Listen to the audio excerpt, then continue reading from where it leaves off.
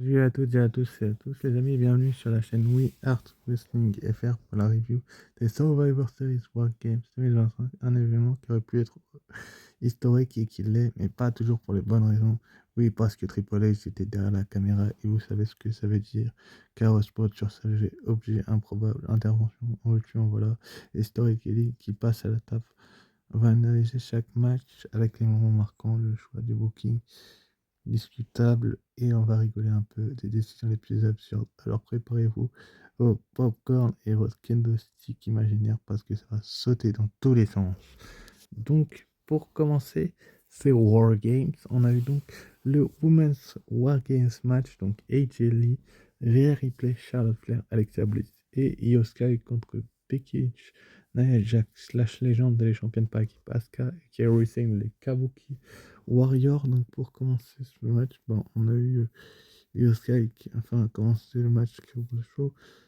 Triple H a voulu frapper fort dès le départ et il a réussi dans le sens épuisant pour les spectateurs. Charles Flair avec Asuka commence le match et c'est déjà un peu comme si on lançait une fusée dans un volcan. Enfin bref, c'était quand même assez intéressant ce petit face-à-face entre The Queen et The Empress of Tomorrow dans ce War Games, en sachant qu'on n'avait pas la structure cette année. Donc c'était quand même assez intéressant et assez épique de la part de la de nous faire ça ainsi. Ça ainsi, mais commençons avec quelque chose sérieux. C'est Oscar qui débarque avec un couvert et une poubelle. Pourquoi? Parce que Triple H adore que chaque catcheuse ait son objet spectaculaire. Donc c'était comme assez intéressant. C'est vrai que l'équipe de Charlotte Flair avait l'avantage et que du coup Oscar a pu arriver la première rejoindre sa coéquipière Charlotte Flair dans ce match avec une poubelle. Donc c'était quand même assez intéressant de la part de la WWE de faire ça ainsi et j'ai beaucoup aimé l'idée personnellement, même s'il y a un mais, c'est que la WWE a fait vraiment tout ce qu'elle a pu avec cette nouvelle-là, parce que ensuite après, donc on va voir Becky Lynch qui va arriver à son tour avec un kendo stick, donc elle va remettre un peu de l'ordre dans la bagarre entre Becky et Asuka contre Charlotte et Io. Franchement, c'était un très très bel affrontement pour débuter cette rencontre. J'ai bien aimé comment ça s'était déroulé et comment la WWE l'avait construite. Mais bon, après, on a eu du coup l'arrivée de Kairi Sane avec des chaînes. Franchement, j'aimais bien en fait qu'elles arrivent à chaque fois avec un objet et que c'était assez intéressant, on va dire ça. Puis Jelly Rarity, on a l'impression de regarder un épisode de Fort Boyard version cash. Le problème ici, c'est que le booking de HH est saturé tout droit. Est spectaculaire, mais le storytelling est pâti. Quelques moments méritent le détour. Et Sky qui saute de la, du haut de la cage avec la poubelle, un spot incroyable, mais qui laisse le public se demander, mais qui est encore debout là-dedans. C'est vrai que ce spot qu'elle a réalisé, Io Sky, il n'y a pas beaucoup de monde qui pourrait le réaliser. Et Rhea Ripley qui manie ses armes comme si elle dirigeait un orchestre, ce qui avait visuellement impressionnant, mais narrativement déroutant. Triple H, il adore le spectaculaire au détriment de la clarté. Le résultat, le public est impressionné mais perdu, on ne sait plus qui domine vraiment. Et la logique interne du match est sacrifiée pour le WoW. Typique, il veut que tu restes bouche bée mais tu repars en demandant ce que tu viens de voir. C'est vrai qu'on se demande beaucoup ce qu'on vient de voir du côté de la WWE et de la part de Triple H. Il a fait une chose assez intéressante dans ce match, c'est qu'ils arrivaient à chaque fois avec un objet, que m'arrivait un petit peu la colle. Le scénario et la construction n'étaient pas folle, mais il y a quand même un mais, c'est qu'il y a eu un moment dans le match où Lash Legend, du coup, non, pardon, Asuka a voulu cracher un miss sur une de ses adversaires, mais s'est fait esquiver, je crois que c'était sur Charlotte Flair, et c'est Lash Legend qui l'a pris, du coup, c'est ce qui a fait dégénérer le match et qui a un peu fait mis bouche bée les fans aussi de ce qu'ils viennent de voir, c'est que ça va mettre en difficulté l'équipe, tout simplement parce que juste après, Becky Lynch va se retrouver seule. À un moment donné, elle va tenter de s'enfuir, mais elle va se faire rattraper par Rhea Ripley qui va lui asséner, il me semble, c'est un Riptide en plein centre du ring, si je dis pas de bêtises. Et ensuite, après, bah, du coup, elle va être enchaînée, Becky Lynch, par le moment que tout le monde attend, c'est-à-dire que Edgely va, va appliquer donc son Black Widow, donc sa prise de soumission habituelle sur, euh, sur ses adversaires, mais voilà quoi, c'est Becky Lynch, c'est son histoire actuelle, c'est ses rivalités actuelles, donc on va voir le Black Widow. C'est ça, c'est Charlotte Flair qui va rattraper Becky Lynch, qui va être repoussée du coup, et finalement, bah, elle va se prendre un Riptide et Jelly va enchaîner donc le Black Widow pour faire abandonner le Big Time Becky Lynch. Vous connaissez sans doute l'histoire actuelle, c'est que Jessica Carr est actuellement l'arbitre des matchs de Becky Lynch, et donc elle a crié au complot et qu'elle a pu au score à l'aide de ses coéquipières, et du coup, c'est l'équipe euh, de Charlotte Flair, Alexa Bliss et Jelly, Io Sky et Rhea Ripley qui remportent ce match. Bref, bref, la construction était parfaite, mais le scénario pose quand même question sur certains spots que je vous ai expliqués. Donc, on va bien voir ce qui va se passer dans les prochains jours, dans les prochaines semaines. Mais j'ai bien aimé ce qui s'est déroulé là. Et donc, ensuite, après, euh, je vais y venir, mais on va passer au match suivant. Donc, ce match-là et la victoire des Face restent quand même logique. Ça justifie une revanche pour Charlotte et Alexa. Enfin bref, ensuite après, on avait Lily, Yashti et toutes les célébrités qui étaient présentes sur place du côté du Petco Park. Je cherche le nom.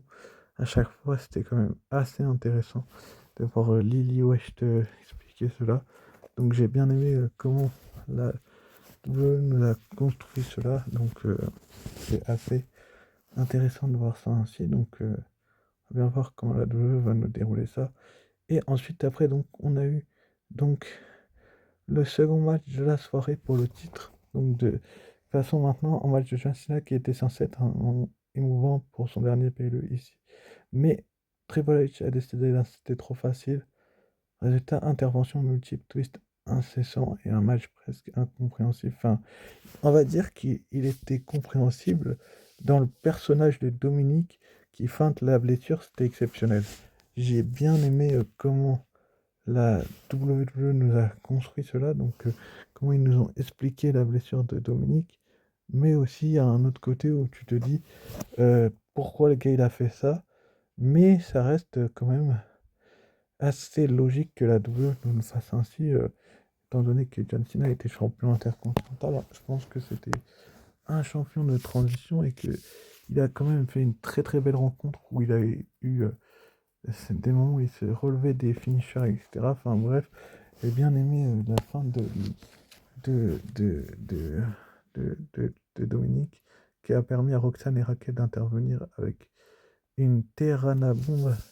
C'est exceptionnel comment la Terrana bombe et le Pop Rock ont été placés. C'était la meilleure solution à faire.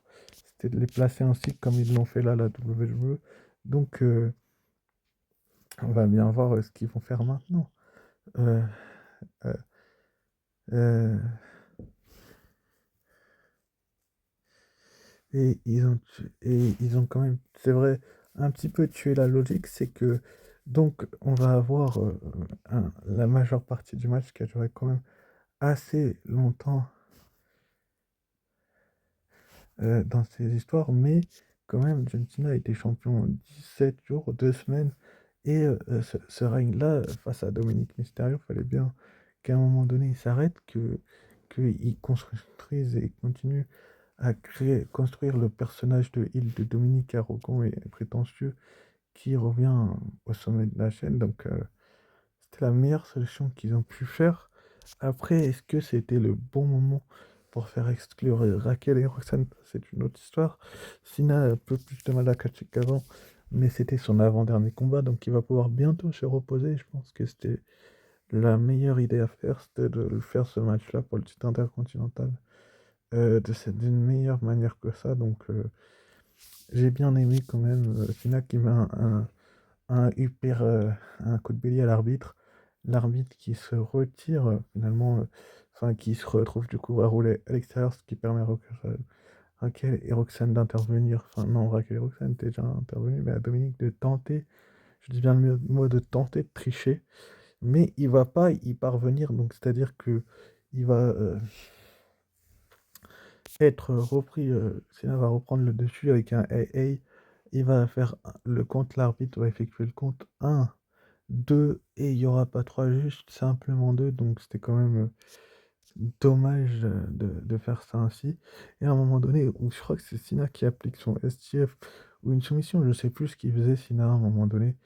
Il appliquait une prise, je sais plus c'était laquelle. Ça va me revenir. John Cena, il va appliquer donc son, euh, son, euh, son, euh, son c'était quoi qu'il voulait faire? C'était un- il a fait un 619 et un SPAC, il a joué la fausse blessure, ça on a dit. Et Cena, donc, à un moment donné, il se débarrasse de JT McDonagh et de Finn Balor. Et c'est Dominique s'empare du titre. Cena évalue le coup de ceinture, il lui fait un et demande un arbitre. Et c'est à ce moment précis que Liv Morgan va effectuer son retour et elle va asséner une claque dans un premier temps à Dominique Mysterio. Elle lui fait un sourire et elle lui assène une énorme claque, puis saute dans les bras de Cena. C'est peut-être le meilleur scénario, le meilleur karma que John Cena s'est mangé dans toute sa carrière, c'est-à-dire que elle va se retrouver dans ses bras euh, pendant quelques secondes, je sais plus, j'ai plus les calculs en tête, mais elle va être dans ses bras, elle va finalement descendre et elle va lui claquer donc un low blow, mais le low blow exceptionnel, c'était le low blow qu'il fallait à la WWE, donc Liv Morgan fait un low blow à Cena. Dominique enchaîne avec un 619 et Liv Morgan donc va frapper Cena avec le titre intercontinental. Dominique enchaîne avec un Frost Splash et l'arbitre se relève. Il va y avoir le compte 1, 2 et 3 et donc pour la logique, donc Dominique gagne le titre et à chaque donc Triple H voulait créer du suspense et du drama. Mais il a tué pas mal de jeunes, mais on ne sait jamais si Dominique gagne parce qu'il est meilleur, parce qu'il triche ou parce que Triple H voulait un twist spectaculaire. Je pense que c'est parce qu'il a triché qu'il a réussi à récupérer son titre intercontinental, car on sait qu'il n'a pas spécifiquement le niveau de John Cena, mais le point positif, c'est que Cena a quand même quelques spots impressionnants et moments de bravoure. Mais tout est noyé dans le chaos. Ce match aurait pu être une passation de flambeau touchante, mais Triple H a préféré transformer cela en mini-film d'action. C'est un peu vrai, c'est un problème récurrent de chez HH. Il adore créer du drama artificiel, mais parfois il oublie que le catch, c'est raconter une histoire claire et émotionnelle dans le ring. Si c'est spectaculaire, mais frustrant, oui, il a frustré les fans et c'était peut-être la meilleure solution à faire. Donc Dominique Mysterio est votre nouveau champion intercontinental et c'est un mal pour un bien. Maintenant, on va voir la suite pour Dominique ce soir, mais c'est quand même une bonne chose. Enfin bref, nouveau champion Dominique Mysterio, et c'était donc le drama artificiel et toute l'histoire que je vous ai racontée, ce que je vous ai dit, c'est un petit peu ce qui s'est passé, mais comment on peut dire ça, euh, une, une triche, une surprise. Et John Cena qui nous annonce donc que sa prochaine et dernière date, ce sera Saturday Night Main Event dans 2 semaines. Le tournoi va continuer du côté de Raw et il nous dit au revoir et merci pour tout. Au moins, il a accepté de mettre Dominique en avant et c'est la meilleure peut-être réponse qu'il pouvait apporter sur le ring. Enfin bref, passons à la suite, le prochain match. On arrive au match pour le Women's World Championship, donc Nikki Bella contre Stephanie Baker. Et là, Triple H a décidé que ça manque d'or, donc Nikki devient heel, oui, comme ça, sans prévenir. C'est un peu comme si quelqu'un décidait de transformer ta tisane en short de tequila juste pour le fun. Alors ce match, à quelques bons moments, Nikki Bella fait des grimaces d'intimidation, tu sais, ce genre de grimaces où tu te dis, ok, soit elle a un plan, soit elle veut juste que je rigole. On dirait ma tante qui essaye de faire peur à mon chien avec un bonnet de licorne et une poêle. Bref, l'interne, il est inutile. Tour HH est tout fier en mode regardez le twist, alors que personne ne s'en souviendra d'ici 5 minutes. C'est comme ajouter du sel à une glace au chocolat, ça ne sert à rien, mais on peut dire qu'on l'a fait. Le David kick sur la table est totalement, la table complètement détruite, écorce creuse, splash finale, super technique, très visuel, mais tu ne ressens pas vraiment la victoire, tu vois. Enfin, s'il y a eu victoire, et Nikit il essaye de jouer la méchante, et réplique avec des moments qui feraient pâlir une gymnaste olympique, mais le éteint de Nikki rend tout ça un peu ridicule. Les commentateurs essayent de suivre à un moment, ils font pause leur de se demander alors qui le heal maintenant, qui va gagner, on ressent le chaos typique HH. Ces matchs montrent son amour pour le spectacle au détriment de la narration. Les spots sont magnifiques, la technique est là, mais le storytelling est comme, comment dire, en vacances. C'est visuellement impressionnant, drôle par moments, mais émotionnellement, ça manque de push. De punch, si tu devais résumer, c'est comme un gâteau magnifiquement décoré, mais qui est sans goût, et pourtant on continue d'applaudir. C'est vrai que étant donné, comme dit comme ça, c'est vrai que le match il a été un peu fade, un peu, comment dire, comme expliqué durant le match, n'importe quoi, enfin du grand n'importe quoi. Euh, C'est-à-dire que ouais, c'est un peu comme un gâteau magnifique qui est décoré sans goût et que les gens continuent à applaudir. C'est-à-dire qu'on a l'impression que Stéphanie Zacher, le Hilton Nikki Bella, on n'a pas l'impression qu'elle est énervée, fâchée contre elle. On a plus l'impression qu'elle veut vraiment lui faire mal, et qu'il faut pas la chercher. Elle a montré qu'il fallait pas la chercher, oui, certes, mais elle peut être plus brutale, plus extrême et plus fâchée par rapport à la trahison de Nikki Bella. Mais le personnage de Nikki Bella et son interne, il sert strictement à rien, si ce n'est à mettre peut-être un peu en avant Stéphanie Baker. Mais pour une première défense de titre en PLE, c'était ce que je craignais lors de mes pronostics. C'est une victoire qui va vite être oubliée parce que tout simplement, bah, Nikki elle essaye de jouer la méchante, mais Stéphanie, elle lui a mis une rouste, une leçon de catch, littéralement, et elle n'a pas le niveau pour être championne du monde. En tout cas, pas tout de suite, Nikki Bella, pas tant que Stéphanie Vaquer sera là.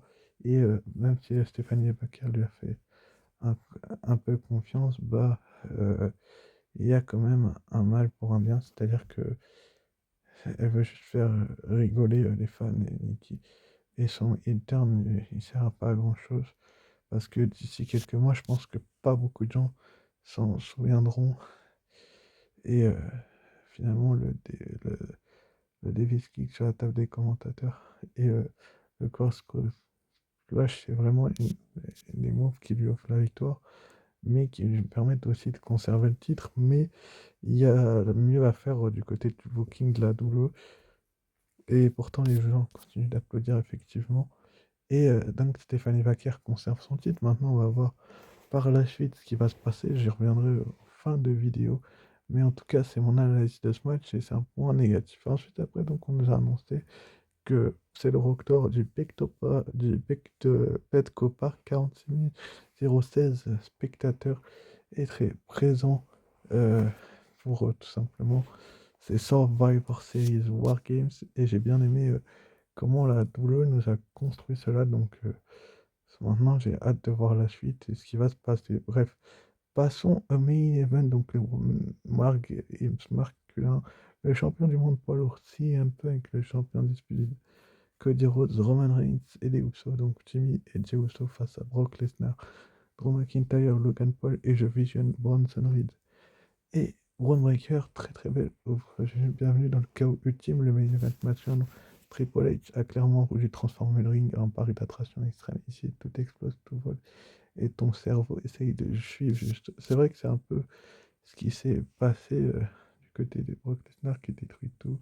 Table, chaise, échelle, et tu te dis que si quelqu'un avait laissé un ballon dans le ring, il aurait fini en confetti. Roman Reigns enchaîne les superstars, les Superman Punch à une vitesse folle. Logan Paul court partout comme s'il avait trouvé un fantôme et qu'il devait absolument fuir. Sérieusement, à un moment, tu te demandes est-ce un match de catch ou un marathon pour influencer sur TikTok.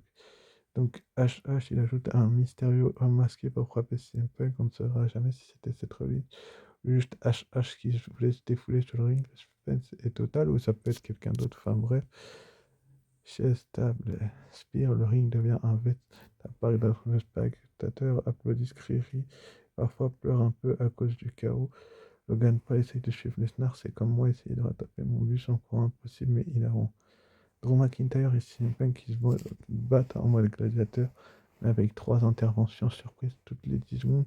Tu te sens presque dans une partie de Mario Kart avec des powers aléatoires. Les Usos et Cody Rhodes essayent de maintenir un semblant de stratégie, mais entre les explosions et les tables qui volent, ça ressemble plus à un sketch qu'à un match sérieux. Enfin bref, c'est du spectaculaire maximal, mais au détriment du ressort épuisé, impressionné, mais complètement zéro sur 20.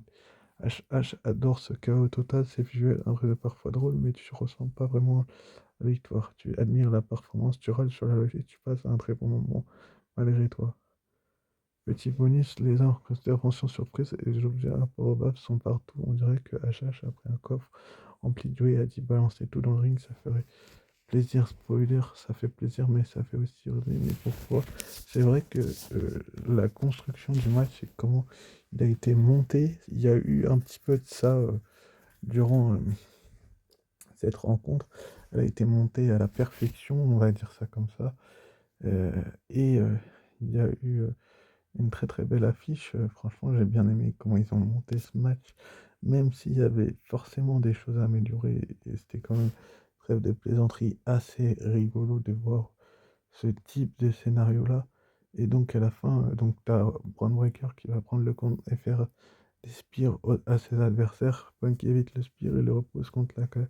Punk enchaîne avec un DTS à Logan et le coupe, mais il résiste. Et c'est là qu'un homme masqué va arriver sur le ring et va faire un super kick à Punk enchaîné avec un stoop. Et l'homme masqué sort de la cage sans ni temps ni reste caché et enchaîne un breaker, enchaîne avec un spear à Punk pour le compte de 3. C'est vrai que scénaristiquement parlant, c'était plus logique de faire gagner The Vision que l'équipe des champions Cody Rhodes, CM Punk, Roman Reigns et les Usos, étant donné qu'on a tous les challengers potentiels de CM Punk dans cette affiche, donc c'était quand même tout à fait logique et une belle satisfaction de faire une telle rencontre, mais franchement, la double jeu a fait la meilleure rencontre possible, donc j'ai bien aimé comment ils ont construit ça, mais quand même on a eu du chaos, et bref, il lui a passé le point américain pour qu'il frappe euh, Rhodes avec, mais il va se faire esquiver par Jimmy Reigns, va le mettre finalement et faire un Superman Punch Aride avec le point américain.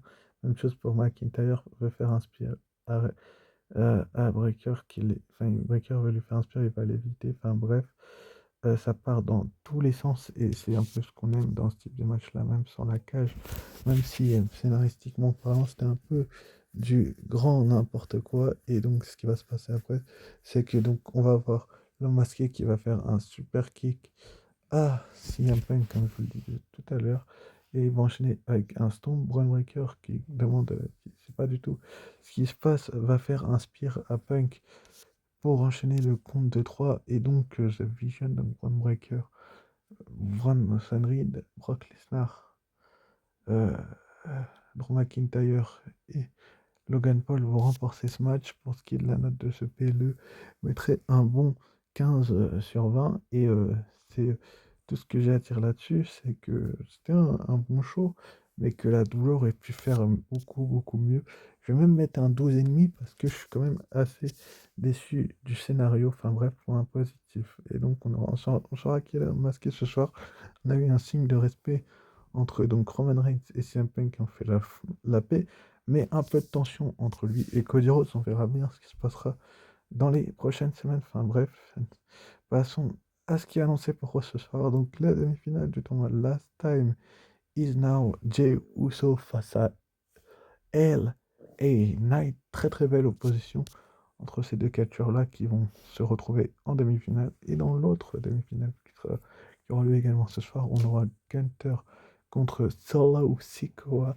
Ça promet également une très très belle rencontre, une très très belle opposition de style entre deux protagonistes hors du commun. Et on va avoir également donc AJ Styles et Dragon Lee, les champions par équipe, qui vont se retrouver face au New Day pour les titres de champion par équipe de WWE Raw. Donc ça va être une très très position de style. On aura également CM Punk qui va s'exprimer sur l'attaque sur lui lors du War Games masculin.